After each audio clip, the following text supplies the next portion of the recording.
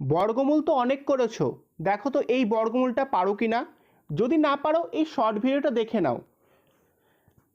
দেখো এখানে কি আছে, 6.7 ছিল, তো এটা 6.7 ভাবতে হবে না, তুমি 67 ভাবো, এটা ফার্স্ট স্টেপ ছিল, ঠিক আছে। তারপরে সেকেন্ড স্টেপে একটা শূন্য বসাও, ক্লিয়ার। তাহলে কত হলো, 670।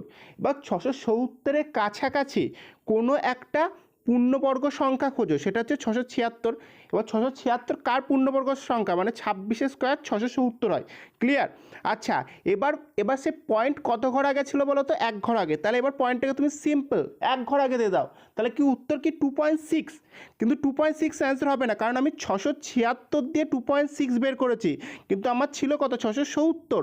তাহলে 676 670-এ কম, তাহলে উত্তর যেটা বেরোবে সেটা 2.6-এর কম হবে, তাহলে অপশন বি 2.59 হবে অ্যান্সার।